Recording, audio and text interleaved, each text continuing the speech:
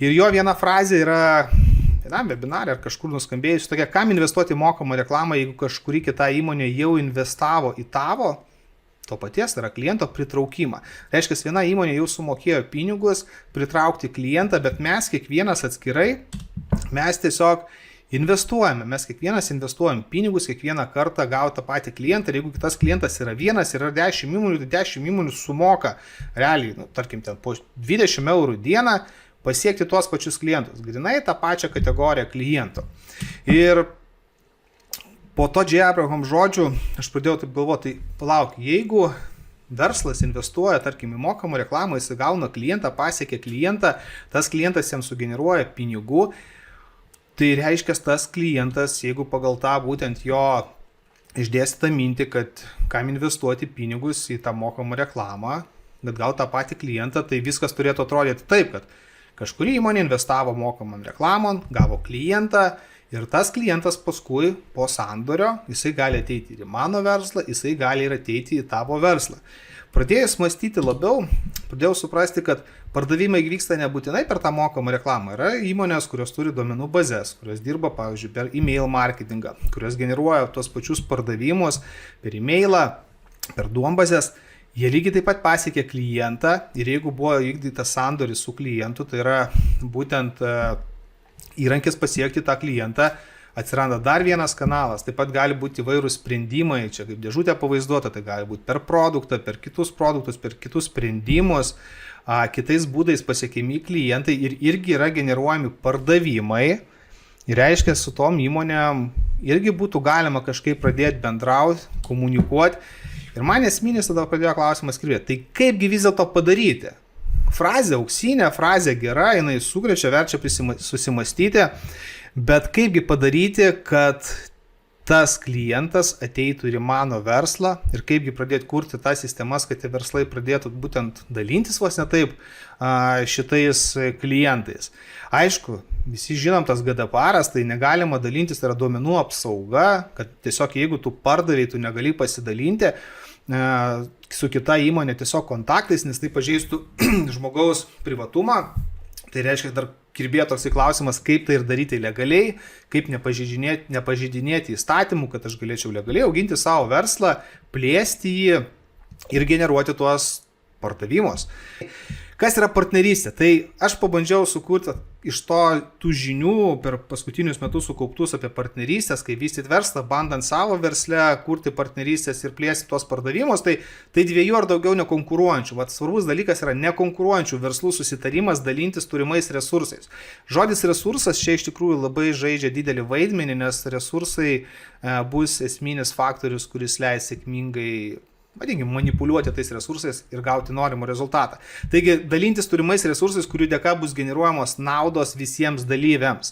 Jeigu vienas dalyvis gauna naudą, o kitas dalyvis negauna naudos, nieko gero iš to nebus. Tai nebus ilgalaikės partnerystės, tai nebus ilgalaikės investicijos ir santykių palaikymo. Tai labai ir svarbus dalykas, kad abi pusės gautų, jeigu sudaro partnerystę, abu būtume laimingi, kaip ir dėrybose. Geros dėrybos yra tos, kai abi pusės išėjo patenkintos, laimingos, sumušę rankom ir jie nori toliau tęsti bendravimo, nėra kažkokių nuoskaudų vidinių po to. Taigi, pradėkime nuo pačio pagrindo, nuo ko reikėtų ir pradėti. Pirmiausia, ko reikia norint padidinti pardavimus.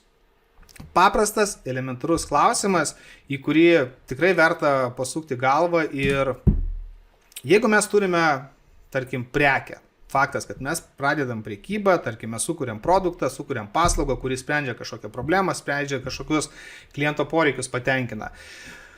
Tai turėdami prekę ir paslaugą dažnais atvejais to neužtenka, nes štai paprastas pavyzdys. Jeigu yra 3 įmonės, X, Y, Z, jos gali būti ir 10, ir 15 įmonių ir įsivaizduokit, kad visos įmonės prekiauja tais pačiais siurbliais. Tarkim, yra vienas tiekėjas, ateina vos ne monopolininkas ir jisai sako, žiūrėkit, prekiaukit mano siurbliais, štai tokia kaina, kainodara ir realiai tu nelabai gali užsikelti, visi turi vienodas kainas. Kaip išsiskirti, kaip žmogui, kuris, tarkim, įsivaizduokim, kad nepažįsta nei vienos įmonės, bet jam to siurblio reikia ir jisai mato kažkokį skelbimą, mato reklamą, jisai nuėjęs į Google galbūt paiešką, jisai mato tuos siurblius, kaina yra ta pati, kokio faktoriaus reikia, kad, tarkim, pasirinktų įmonė Y, o ne Z.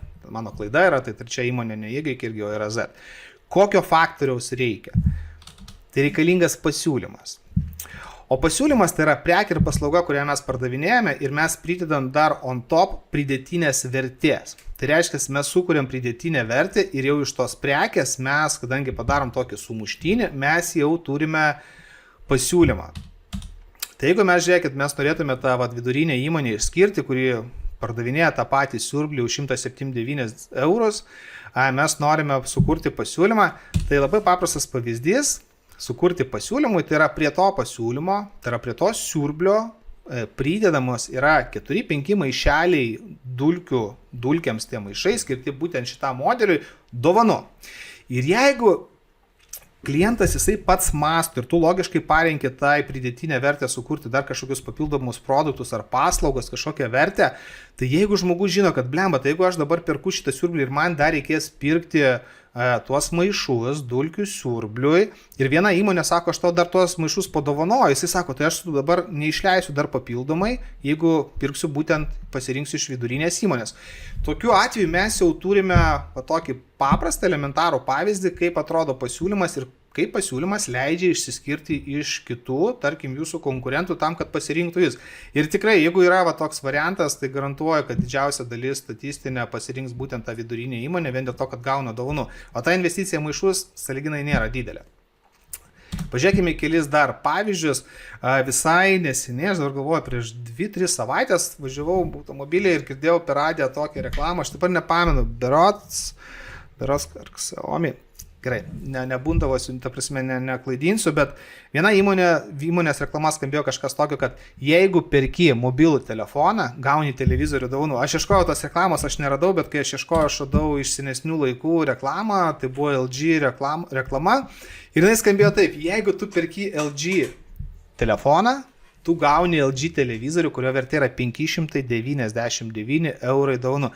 Tai yra bombinis pasiūlymas, tai yra superinis, nes tu kai rankoje laikai savo tą tokį telefoną, ne, tas telefonas jisai, vizualiai jisai atrodo daug mažesnis ir kai tu gauni televizorių, tai jeigu aš dabar ieškočiau, kur pirkti telefoną ir aš nebūčiau prisirišęs galbūt prie Apple ar Samsung, ar aš būčiau toks neutralesnis, lengviau pereinantis nuo vienos iki kitos nuo vieno iki kito prekinio ženklo, nebūčiau prisirišęs, tai aš tikrai vienareikšmiškai imčiau, nes tai yra superinis pasiūlymas. Praktiškai tu perki telefoną vos ne kokius 600 eurų ir dar gauni televizorių dovanu.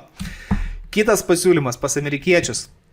Tai jeigu tu perki vieną porą batų, tu gauni 2 poras dar dovanų. Tai ką tai reiškia? Jeigu aš ieškau batų ir man reikalingi batai, tai kur aš eisiu pirkti? Aišku, aš eisiu ten pirkti, kur aš perku, ateinu realiai ieškodamas vienos poros, o galiu išeiti su 3 poromis.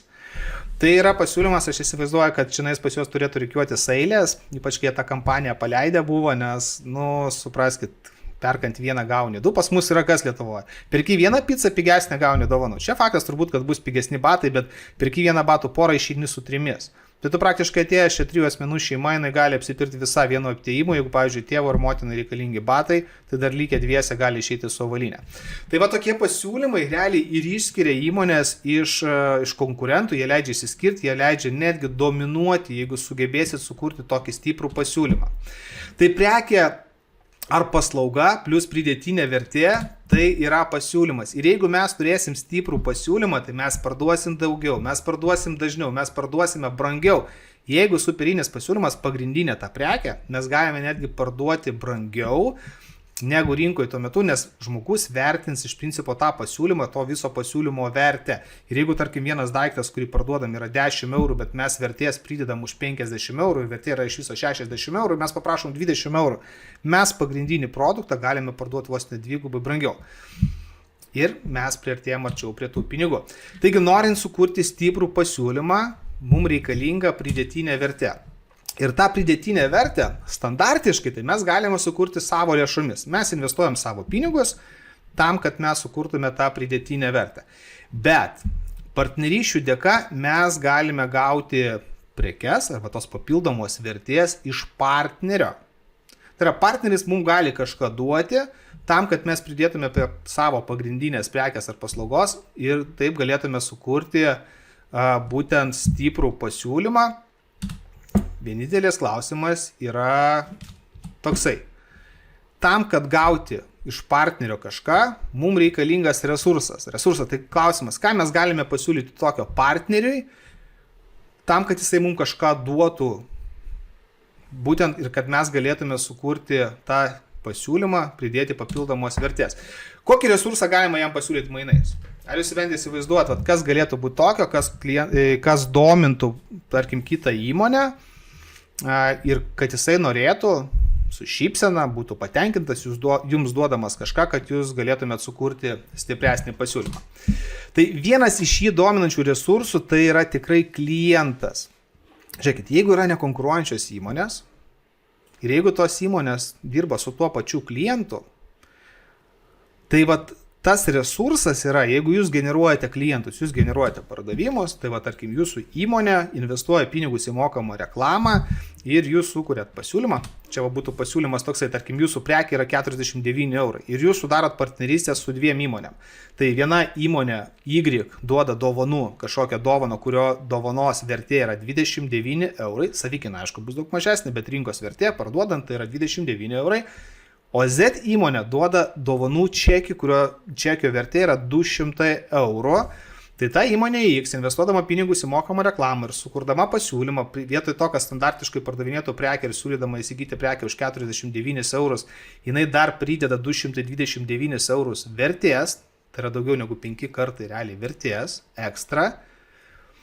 Kas gautųsi, tai tuomet tas klientas su ta preke, kurią įsigijo, o komunikacija galėtų skambėti taip, kad jeigu jūs perkat pas mane dabar X prekių už 49 eurus, jūs gausite mano partnerių 2 dovanas. Viena dovana yra tokia, antra dovana yra dovanų čekis, kurį jūs galėsite išleisti jo parduotuvėje. Tai tuo metu, kai klientas gauna su pagrindinė preke tą dovaną, jisai pradeda mąstyti. Ok, žiūrėk, čia yra dovana, ta dovana iš tikrųjų tiek vertinga, kad man jos tikrai reikia, ta dovana sprendžia mano problemą.